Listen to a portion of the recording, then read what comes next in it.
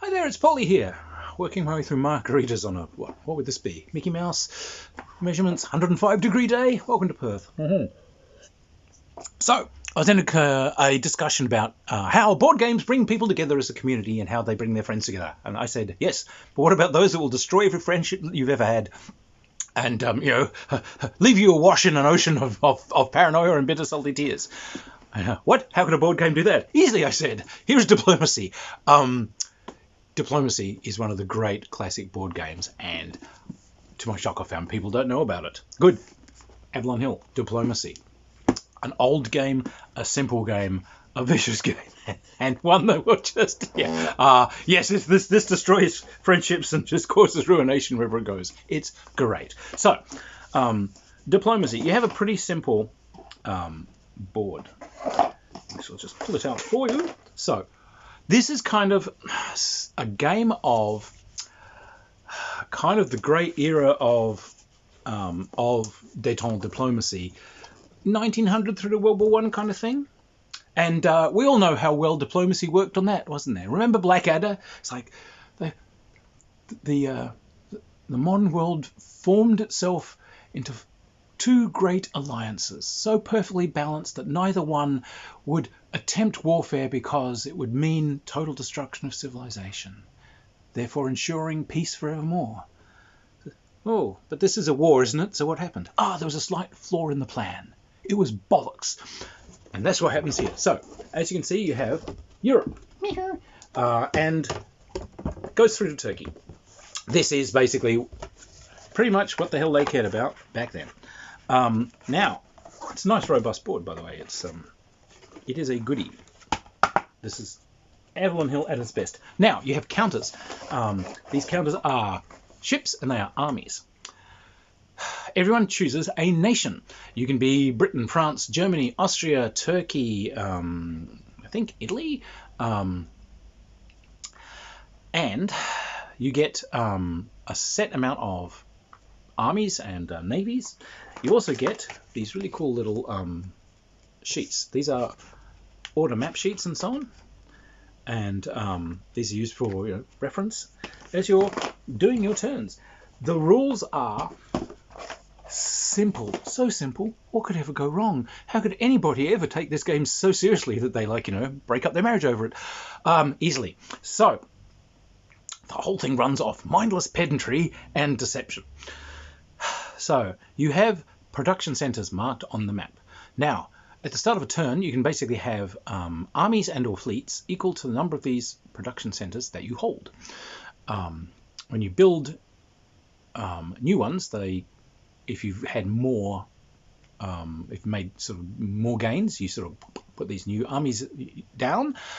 If you have lost out on production centers, you've got to start removing armies. You start withering away. But everything moves simultaneously, so you have to write down orders. Now, the map is split into, as you can probably, got this right way up. Yes, as you can probably see, it is split into just provinces. So you just move from province to province. You can move into the next province. But now here's the thing. In order to move into an area that is occupied by someone, you have to outnumber them. Now, that doesn't mean you move two armies in. You can only have one army in an area at any given time. But you can support it with an army that also borders on the area you're trying to move into. So if France has one unit in northern Italy, and the Austrians sort of have one in the Venice area and one in, say, the Milan area that can both get into northern Italy, they can say, I am moving the army from Venice into northern Italy. I'm supporting it with army Milan. So I've got a 2-to-1 odds. However, that army might have support from someone bordering it. So it might have two guys supporting it or one guy supporting it. That would be a stalemate. So that order would be a bounce back. I try to move in. I don't outnumber those guys. I just go straight back where I came from. Sounds simple. The other thing you can do is you can have navies. Obviously, the navies move from area to area. You can use the navies to ferry someone. So you can have a naval unit in a sea area that borders other areas. You can move an army. You say, I'm ferrying the army from this area through me to another area that I border. So you can sort of transfer guys across and use those fleets. And you can use the fleets to support your land actions as well. If you're, moving up the French coast, you can support it with a fleet in the English Channel. Okay, interesting. And obviously you can have fleets blocking routes that other people might use for ferrying troops around. So, hee, all the strategy stuff. So, well, how does this actually work out as a game? Well, when it's time to do your turn, you sit down and you write out your turn. And it has to be, you can agree on some symbols and shorthands if you wish, but in general, you have to write clearly the army that is in this province. So, in those previous things that I were giving as examples, I am the Austrians, my orders say, Army Venice, and I might put an arrow for like moves to, we might have agreed that that's a symbol, moves to, and it'll be Northern Italy. Army Milan, SPT maybe is an agreed shorthand for support. Army Milan support Army Venice to Northern Italy. I'm specifically supporting that move.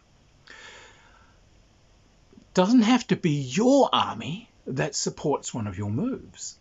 So when it's time to do turns, when you've adjudicated a turn, essentially you start a clock running and you agree on an amount of time.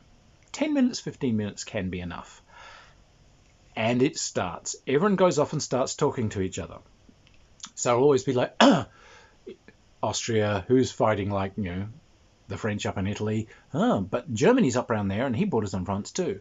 And he borders on areas that you think the French are going to use to support their army in northern Italy. So you, Germany, can I have a talk to you, please? And you go, hey, if you support my army that's going from here to here, I will use my fleet over here to support your move against Russia over there. Yeah, okay, that sounds great. Hands across the sea, good. So you start making moves relying on the fact that these people have done the things they've agreed to do. On the other hand, you may start doing moves on the basis that you know full well they're not going to do the things they've agreed to do. Or if someone's come to you and said, all right, well, look, I need you to support my move of this army from here to here. Right, so you know that that army next to it is supporting its move into this province. It's not supporting it in staying in its current province. So if you do a 2-to-1 move, you'll be able to get into that province. So he's also left himself vulnerable to some stabby in the back if you, which is why you've pretended to be his ally. Always remember, if you wish to stab someone in the back, you've got to be behind them 100%. And that's what this game is. That's why it's called diplomacy. You're running around and you're making these wheels and deals, and you are lying through your teeth, or you're being completely honest. Because that's the thing. I've played with people who decided, okay, yeah, I'm loquacious and somewhat charismatic, so I'm fairly good at this game. But someone was bemoaning the fact that, Paulie's just like, she's just wiped me out. She's gone thundering into all these areas, and like she said she's going to do these things and just didn't, and betrayed me and everything. So the only way to get through this game is every time you say you're going to do something, you don't do it, and everything you say is a lie. So we play another game, and this guy loses. But I lied just the way you did. Says, I know, and I knew everything that you said was always going to be a lie. I said, okay. Come with me, hold my little handy wandies. Mix it up a bit. If you're actually wanting to play aggressively, mix it up. I shouldn't know.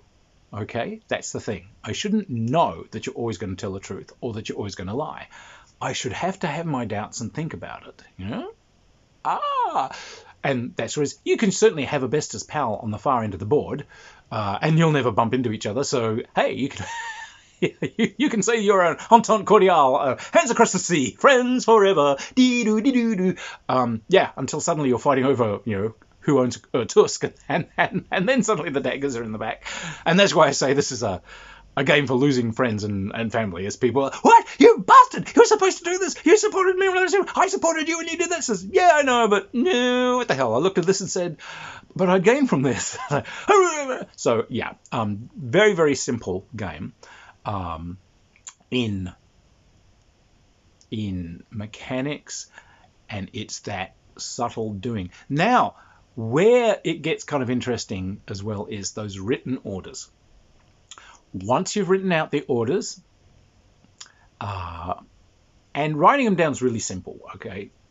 It's the wheeling and dealing that's taken up the time. But everyone leaves it till the last starting minute.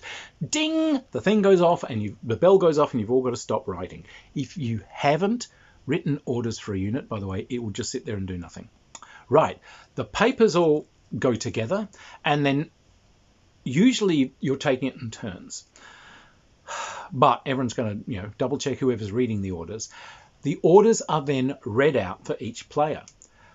And this is where it gets weird, because sometimes people have just written errors. So we get saying, Army Venice, support Army Venice. What?